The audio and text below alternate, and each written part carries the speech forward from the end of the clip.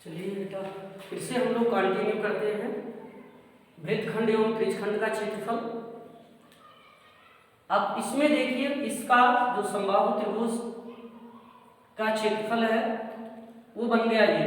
अब इस त्रिज्यखंड एपीबी का क्षेत्रफल, त्रिज्यखंड एपीबी का क्षेत्रफल जो होगा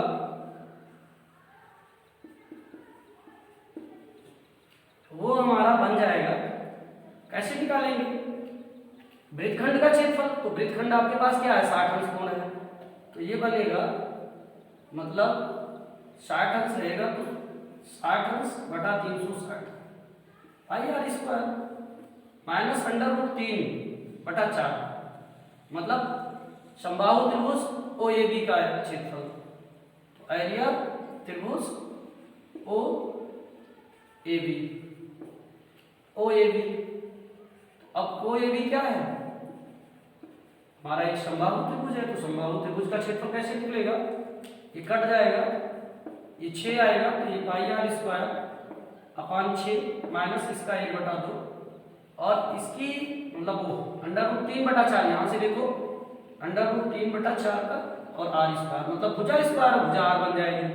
तो इस कंडीशन में हम आर का मान जो भी दिया रहेगा उसको जब 60 अंश का कोण पूछेगा तब तो आर का मान रख देंगे। अब मान लीजिए कि जो भी आर का मान आएगा उसको रख के हल कर लेंगे, जो भी आर का मान आएगा उसको रख के हल कर लेंगे। चलिए स्क्रीनशॉट ले लीजिए, फिर आगे बढ़ रहे हैं, फिर दूसरे प्रश्न की तरफ बढ़ते हैं। दूसरे चित्र में देखिए आपको, दूसरे चित्र में ये छायांकित भाग जो है वो क्या है? त्रिज्यखंड है। अब इस छायांकित भाग का जो है वृत्तखंड, लघु वृत्तखंड, इसको हम लोग क्या कहते हैं? लघु वृत्तखंड। इसमें 90 अंश कोण बनता है, तो हमको कुछ नहीं देखना है, ये देखना है दूसरे वाले चित्र के लिए अगर 90 अंश का कोण ये बन रहा है तो समकोण त्रिभुज है। अब समकोण त्रिभुज का जो क्षेत्रफल होता है 1/2 आधार गुणे ऊंचाई, तो इसमें किसी एक को आधार मान लीजिए और एक किसी एक को ऊंचाई मान लीजिए। तो इसका जो होगा लघु वृत्तखंड का क्षेत्रफल पार्ट 2 में लघु वृत्तखंड का क्षेत्रफल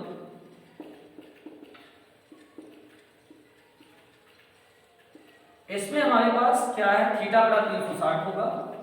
अब थीटा की जगह पे जब 90 अंश आएगा तो 90 रख देंगे पाई आर स्क्वायर और फिर माइनस, क्योंकि जब हम ये पूरे का निकालेंगे त्रिज्यखंड का तो इसमें लाल वाला भी निकल आएगा।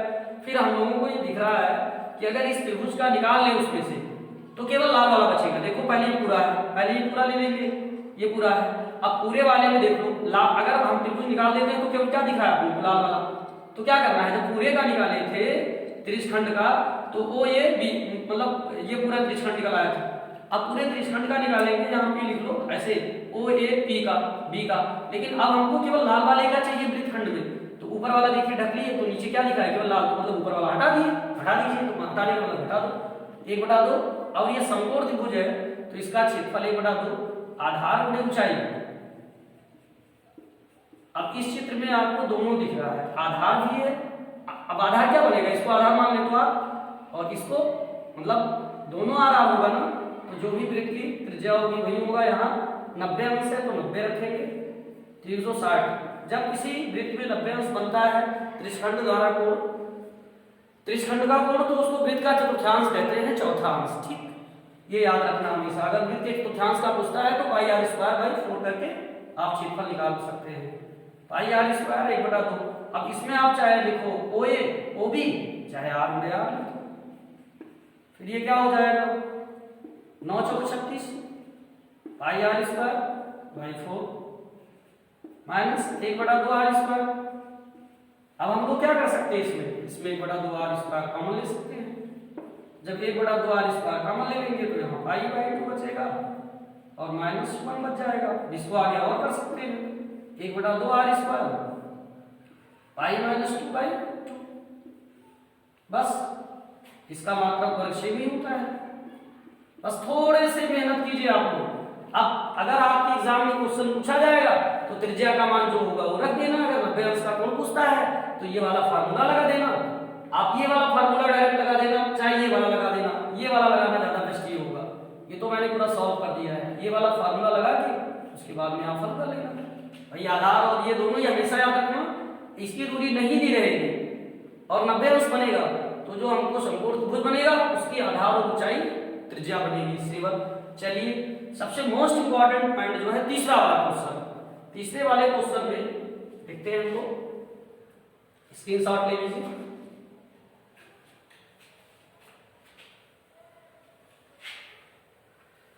तीसरा वाला जो है इसमें मामला ये फंसेगा, ये आर है ये भी आर है। तो तीसरे वाले सवाल में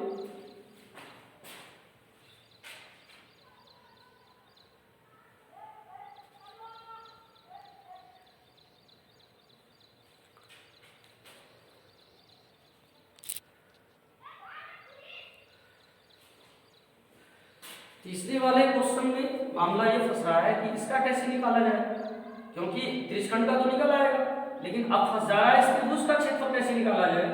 तो 120 अंश का कोण है और अगर समकोण त्रिभुज होता या समबाहु होता तो हम लोग निकाल लेते आसानी से। तो इसका निकालने के लिए बेटा हम लोग यहाँ से इस पर लंब डाल देते हैं और जब लंब डालते हैं तो ये दोनों त्रिभुज समबाहु हो जाते हैं, मतलब सर्वांगसम हो जाते हैं। और सर्वांगसम त्रिभुज जब हो जाते हैं मतलब त्रिभुज ओ ए बी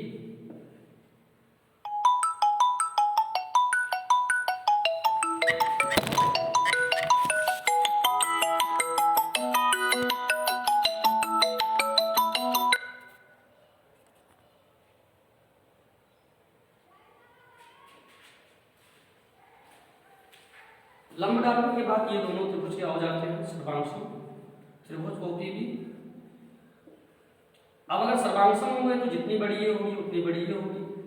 उसके बाद में जब लंब डाला जाएगा सर्वांगसम हो जाएगा तो ये कोण जितने अंश का ये होगा उतने अंश का ये वाला एंगल 120 60 अंश में बढ़ जाएगा, ये भी 60। उसके बाद में अगर ये 60 हो गया, ये 90 तो ये 30 हो जाएगा। फिर इसमें हम लोग क्या करेंगे, ये भी 30 ये ओपी निकालना होगा। क्या निकालना होगा, ओपी, और दूसरा क्या निकालना होगा, बीपी। बीपी निकाल लो या कुछ इधर वाला निकाल लो।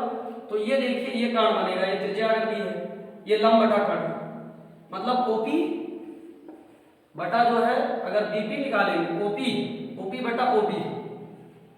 तो अगर कोण यहां बन रहा है तो ओपी हमारा क्या बन जाएगा, लंब बन जाएगा। तो लंब बटा कर्ण बराबर क्या होता है, साइन थीटा। अब थीटा की जगह क्या रखेंगे, ये 30 अंश रखेंगे। थीटा की जगह क्या रखेंगे, 30 अंश रखे और इसमें त्रिज्या का मान जो है ओबी का मान आर रख देंगे। तो ओपी बराबर निकल आएगा साइन 30 अंश, साइन 30 का मान 1/2। तो साइन 30 गुणे ओबी का मान, ये ओबी का मान आर होगा, त्रिज्या होगी वृत्त की आर। तो ओपी बराबर साइन 30 का मान 1/2 आर निकल आएगा।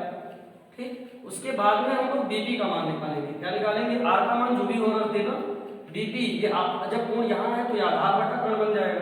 तो आधार हमारी बीपी बनेगी। तो बीपी बटा कर्ण क्या बन जाएगा, ओबी।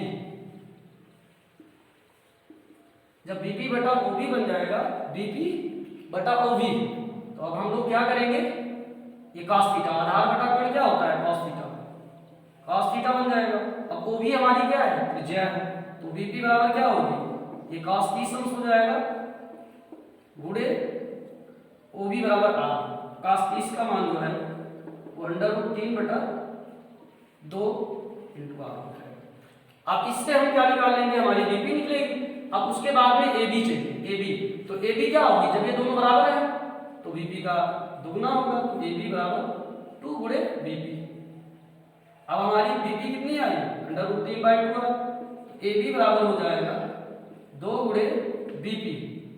तो बीपी की जगह पे √3/2 इंटू आर, 2 से 2 कट जाएगा। एबी बराबर आ जाएगा, इन्हीं फार्मूलों को डायरेक्ट लगा देना, सवाल लग जाएगा 3 आर। एबी अगर 120 अंश का कोण दिया है तो जो हमारी जीवा निकलेगी, ये एक नया फार्मूला है, जो हमारी जीवा निकलेगी वो जीवा कितने, √3 और आर से गुणा कर देना, निकल आएगा। उसके बाद में हम लोग क्या करेंगे, जब ये निकल आया, ओपी निकल आया, तो इस पूरे त्रिशखंड का क्षेत्रफल लगाएंगे और निकाल लेंगे। इस वृत्तखंड का क्षेत्रफल कैसे निकालेंगे, इस पूरे त्रिशखंड का निकाल के फिर इस त्रिभुज का घटा लेंगे। तो ये त्रिभुज मतलब वृत्तखंड का क्षेत्रफल, लघु वृत्तखंड का क्षेत्रफल।